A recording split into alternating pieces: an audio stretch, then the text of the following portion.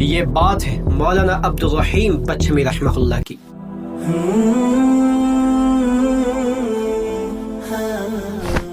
ناظرین، تاریخ کے اوراق پلٹے تو ہمیں ضلع کچھ کا ایک چھوٹا سا گاؤں لڑیا نظر آتا ہے جسے آج رحیم آباد کہا جاتا ہے۔ یہ وہی جگہ ہے جہاں پر 1307 ہجری میں بقول بعض اور بعض لوگ کہتے ہیں کہ 1303 یا 1305 ہجری میں ایک ایسے بچے کی ولادت ہوتی ہے جس نے آگے چل کر کفر و شرک کے اندھیرے میں توحید کا چراغ جلایا۔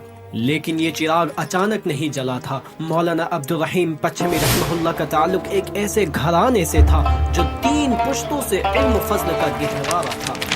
آپ کا نسب نامہ کچھ اس طرح ہے: عبدالرحیم بن عبدالعزیز بن عبداللطیف بن عبداللہ الجمال۔ ناظرین، یہ سلسلہ نسب صدیوں سے اسی زمین سے جڑا ہوا تھا۔ مولانا کے دادا مولوی عبداللطیف صاحب صرف ایک عالم ہی نہیں تھے بلکہ اپنے وقت کے حاتم تھے۔ کتابیں بتاتی ہیں کہ وہ کراچی کے سیٹا قوم کے تعاون سے ایک باقاعدہ یتیم خانہ چلاتے تھے جہاں یتیم اور مسکین بچوں کو کھانا بھی کھلاتے اور تعلیم بھی دیتے۔ ان کی عبادت کا یہ علم تھا کہ جب نماز میں کھڑے ہوتے تو دنیا و معافیہ سے بے خبر ہو جاتے۔ ایک مشہور واقعہ ہے کہ ایک بار وہ نماز اشراق میں مشغول تھے، ایک شخص آیا اور ان کے اقتداء میں نیت مانا دی۔ دادا عبداللطیف سجدے میں گئے تو اتنا طویل سجدہ کیا کہ وہ شخص گھبرا گیا۔ اس نے سوچا شاید ان کی روح پرواز کر گئی ہے۔ وہ شخص نماز توڑ کر بھاگ گیا۔ جب وہ بازار سے واپس آیا تو دیکھا کہ وہ اب بھی اسی حالت میں ہے۔ اس نے لوگوں سے پوچھا، کیا میاں عبداللطیف نے سر اٹھایا یا ابھی تک سجدے میں ہے؟ ناظرین، یہ وہ گود تھی جس میں مولانا عبدالرحیم کے والد اور خود مولانا کی تربیت ہو رہی تھی۔ ناظرین، اس گھرانے کا ہر فرد اپنی مثال آپ تھا۔ مولانا کے حقیقی بھائی جن کا نام دادا کے نام پر عبداللطیف رکھا گیا، وہ فارسی کے ماہر بہترین کاتب اور ایک حاسب حکیم تھے۔ انہوں نے 1335 ہجری میں طب پر ایک کتاب مجرب العلاج لکھی۔ وہ ایک خوش مزاج انسان تھے۔ مولانا عبدالرحیم اکثر فرمایا کرتے تھے کہ میرا بھائی عبداللطیف لوگوں کو بات سمجھانے کا ہنر جانتا ہے۔ وہ ہاتھ گھما کر ناک پکڑتا ہے تو لوگ خوش ہوتے ہیں، اور میں سیدھی بات کرتا ہوں تو لوگ ناراض ہو جاتے ہیں۔ اس جملے میں ایک بہت بڑی حقیقت چھپی تھی کہ حق بات کڑوی ہوتی ہے، جسے مولانا نے ساری زندگی سیدھے انداز میں ہی بیان کیا۔ خاندان میں اور بھی ہیرے تھے۔ ایک خالہ زاد بھائی میاں کریم دادا تھے جو جب مولوی احمد ملح کے اشعار پڑھتے تو ہزاروں کے مجمع پر سناٹا چھا جاتا، اور ایک حافظ بکھریا جن کا اصل نام ابو بکر تھا، وہ محنت مزدوری کرنے والے ایک سخت جان انسان تھے۔ ان کی استقامت کا یہ عالم تھا کہ زمین ادھر سے ادھر ہو جائے مگر حافظ بکھریا قرآن کے بتائے ہوئے عقیدے سے 1 انچ بھی پیچھے نہیں ہٹتے تھے۔ یہ وہ ماحول تھا جس میں ننھے عبدالرحیم کی شخصیت ڈھل رہی تھی۔ ناظرین، ابتدائی تعلیم والد کے زیر سایہ حاصل کرنے کے بعد صرف 9 سال کی عمر میں آپ کو جام نگر کاٹھیاواڑ مولانا عبدالحادی پٹھان کے پاس بھیج دیا گیا۔ وہاں کچھ عرصہ تک رہے، پھر کسی وجہ سے واپس آ گئے۔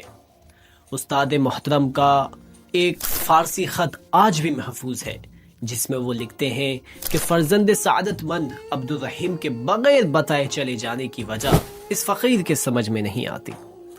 علم سے فرار ممکن نہیں، شاید گھر کی یاد ستاتی ہو۔ یہ اس بات کا اشارہ تھا کہ اس بچے کی روح بے چین تھی، اسے روایتی تعلیم سے ہٹ کر کچھ اور تلاش تھا۔ ناظرین، پھر وہ وقت آیا جب علم کی پیاس نے صبر کا دامن چھوڑ دیا۔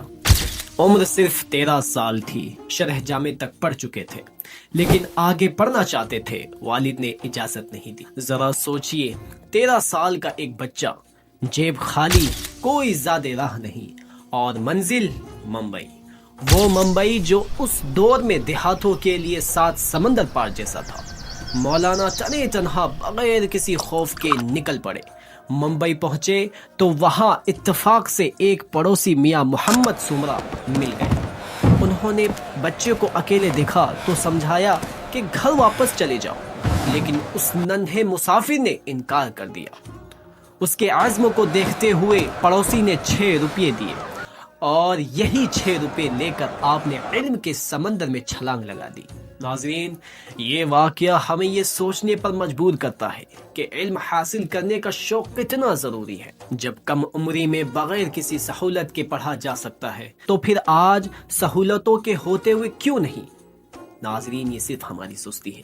कामयाबी इसी में है कि हम दिल लगाकर और मेहनत के साथ इल्म हासिल करें। सफ़र करते करते आप कानपुर के मदरसा फ़ैज़ आम पहुँचे। यह कहत का दौर था, खाने को रोटी नहीं मिलती थी मगर पेट खाली था और दिमाग रोशन। एक दिन मदरसे के असातिज़ा ने आपका इम्तिहान लेना चाहा। आपके मुकाबले में एक ऊंचे दर्जे के तालिबे इल्म को बुलाया गया। उसने 3 सवाल किए और आपने तीनों सवालों के जवाब वाज़ेह और मजबूत जवाब दे दिए। फिर आपने उस्ताद की इजाज़त से सिर्फ एक सवाल किया जिस पर वो तालिबे इल्म जवाब ना दे सका।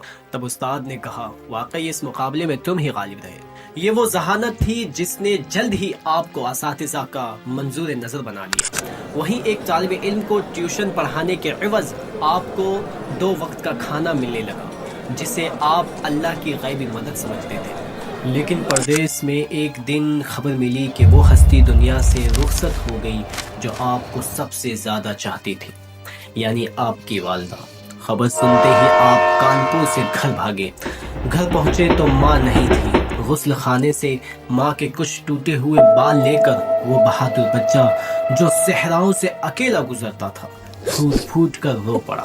उस वक्त वालिद साहब ने एक ऐसी तरबियत की जो तौहीद की बुनियाद थी। उन्होंने कहा, बेटा ये बाल रख दो, मौत हर इंसान को आनी है।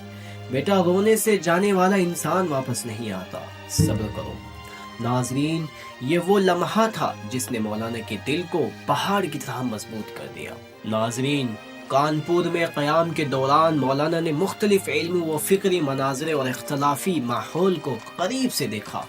एक मौके पर मौलाना अहमद हसन कानपुरी तकलीद के मौजू पर खिताब कर रहे थे। हालांकि वो जल्दी खिताब नहीं करते थे, मगर आज वो खिताब कर रहे थे जिसमें अंदाज़े बयान कदर जज्बाती हो गया। मजमे में मौजूद एक शख्स ने गुफ्तगू के उस अंदाज पर इल्मी नुक्ता उठाया जिस पर माहौल में बेचैनी पैदा हो गई और मजलिस में हंगामा बर्पा हो गया। इस मौके पर बाज लोगों ने उस शख्स के साथ सख्त रवैया अख्तियार किया। नन्हे अब्दुर्रहीम ये सब खामोशी से देख रहे थे और महसूस कर रहे थे कि जब दीनी मसाइल में तहम्मुल और हिकमत बाकी ना रहे तो इस तरह बात इल्म और रहनुमाई के बजाय आपस की सख्ती और जिद में बदल जाती है। यही बातें बाद में मौलाना की जिंदगी में उनके मिजाज, दावत के तरीके और हक बात को समझदारी से पेश करने की सोच की बुनियाद बनी। नाज़रीन, कानपुर के लोग ये अकीदा रखते थे कि नेक लोगों के जनाजे में हज़रत खिज़र अलैहिस्सलाम आते हैं। हालांकि इसकी कोई शरई दलील कुरान और हदीस से साबित नहीं है कि नेक लोगों के जनाजों में हज़रत खिज़र अलैहिस्सलाम की हाज़िरी होती है। एक बार एक जनाजे में मौलाना ने एक सफ़ेद पोश रोशन चेहरे वाले अजनबी को देखा। आपने उनसे दुआ की दरख्वास्त की। उस अजनबी ने सर पर हाथ फेरा और कहा, अल्लाह तुझे बामुराद करेगा, तुम लायक तालिबे इल्म लगते हो। नाज़रीन, वल्लाहु आलम वो शख्सियत कौन थी, ना मौलाना ने कभी इसकी कतई तयन की और ना ही इस वाक़े को किसी अक़ीदे की बुनियाद बनाया। ये महज अल्लाह पर तवक्कुल और उससे खैर की उम्मीद का एक वाक़या था। नाज़रीन, 7 साल बाद जब तालीम मुकम्मल करके वापसी का सफ़र शुरू किया तो जेब में सिर्फ 1 रुपया था। वालिदैन ने जो कपड़ा भेजे थे वो आकर वापस चले गए थे। क्यों? क्योंकि मौलाना साहब वहाँ पर जहाँ पर कपड़ा पहुँचना था वहाँ पर देर पहुँचे थे। इस वजह से स्टेशन पर टिकट मांगा तो क्लर्क ने कहा, ये रुपया खोटा है, ये नकली रुपया है, ये नहीं चलेगा। परदेश में अकेले और जेब खाली। अल्लाह की शान देखिए, वहाँ एक रेबारी मकामी कबीले का आदमी मिला। उसने आपको मायूस देखा तो पूछा, बच्चे तुम कहाँ के हो? आपने कहा, मैं जाम वाले पच्छम का हूँ। बस ये सुनना था कि उस अनपढ़ देहाती ने कहा, मैं तुम्हारे इलाके जाम का मेहमान हूँ, ये नकली रुपया मुझे दे दो और सच्चा मुझसे ले लो।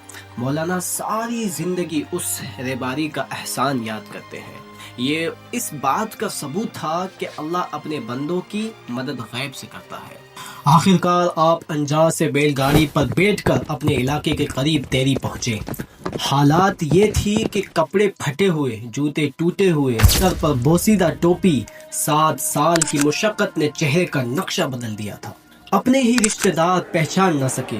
جب آپ نے اردو میں بات کی اور اپنا نسب نامہ بتایا تو لوگوں کو یقین نہ آیا۔ پھر جب پہچان ہوئی تو پورے جنگل میں خوشی کی لہر دوڑ گئی۔ راتوں رات قاصد بھیجا گیا اور والدین آدھی رات کو اپنے لخت جگر کو لینے پہنچے۔ وہ بچہ جو خالی ہاتھ گیا تھا آج علم کا خزانہ لے کر لوٹا تھا۔ تعلیم کے بعد آپ کی شادی خاندان ہی کے ایک خاتون بی بی زینب سے ہوئی۔ وہ اتنی عابدہ تھیں کہ تلاوت کرتے کرتے آنکھیں کمزور ہو گئی۔ طبیبوں نے منع کیا تلاوت سے، مگر انہوں نے کہا بینائی جاتی ہے تو جائے، میں قرآن پڑھنا نہیں چھوڑ سکتی۔ بعد میں سندھ میں ایک بیوہ خاتون سریا سے نکاح ہوا۔ یہ نکاح بھی عجیب تھا۔ وہ خاتون کسی سے شادی پر راضی نہ تھی، مگر جب مولانا نے سمجھایا تو انہوں نے شرط رکھی کہ اگر نکاح کروں گی تو صرف آپ سے۔ اللہ نے آپ کو ان پاک باز بیویوں سے اولاد عطا کی جن میں عبدالشکور بھی شامل تھے۔ گھر واپسی ہو چکی تھی، سفر کی تھکان اتر چکی تھی، بظاہر سب کچھ ٹھیک تھا۔ مولانا اب ایک مستند عالم دین بن چکے تھے۔ وہ چاہتے تو خاموشی اختیار کر لیتے، صرف نمازیں پڑھاتے، پیری مریدی کے نذرانے وصول کرتے اور ایک پرسکون زندگی گزارتے، لیکن نہیں، جب انہوں نے اپنی قوم پر بصیرت کی نگاہ ڈالی تو ان کا دل دہل گیا۔ انہوں نے دیکھا کہ یہ وہی قوم ہے جو لا الہ الا اللہ کا کلمہ تو پڑھتی ہے، مگر جب مانگنے کا وقت آتا ہے تو سر قبروں پر جھکاتی ہے۔ غیر اللہ کے نام کی نظر و نیاز عام ہے۔ جہالت اتنی زیادہ تھی اور شرک کی جڑیں اتنی گہری ہو چکی تھیں کہ توحید کا پودا پانی نہ ملنے کی وجہ سے سوکھ رہا تھا۔ علم حاصل ہو چکا تھا، صبر اور برداشت کا مادہ کانپور اور ممبئی کی آزمائشوں میں پختہ ہو چکا تھا۔ اب وقت تھا اس علم کا حق ادا کرنے کا۔ مولانا کے دل میں اب صرف ایک ہی سوال اور ایک ہی تڑپ باقی رہ گئی تھی، کیا اس بھٹکی ہوئی قوم کو دوبارہ قرآن و سنت کے سیدھے راستے پر لایا جا سکتا ہے؟ کیا صدیوں سے جمے ہوئے ان رسم و رواج کو ختم کیا جا سکتا ہے؟ یہ فیصلہ آسان نہیں تھا۔ کیونکہ سچ بولنے کی قیمت بہت بھاری ہوتی ہے۔ مگر جب مولانا عبدالرحیم پچھمی رحمہ اللہ نے پہلی بار شرک کے خلاف زبان کھولی اور حق کی پہلی صدا بلند کی تو مخالفت کا وہ طوفان اٹھا جس کا اندازہ بھی نہیں لگایا جا سکتا۔ اور یہ مخالفت باہر والوں سے پہلے اپنے گھر والوں نے کی۔ ناظرین، کیا قوم اپنے ہی بیٹے کی بات مانے گی یا اسے گاؤں سے نکال دے گی؟ دیکھیں گے اگلے ایپیسوڈ میں مولانا عبدالرحیم پچھمی کی زندگی کا سب سے کٹھن دور، جب حق بات کہنے پر پورے خاندان نے بائیکاٹ کر دیا، جب سلام کا جواب ملنا بند ہو گیا اور جب اپنے ہی لوگ دشمن ہو گئے۔ جانیں گے اگلے ایپیسوڈ میں۔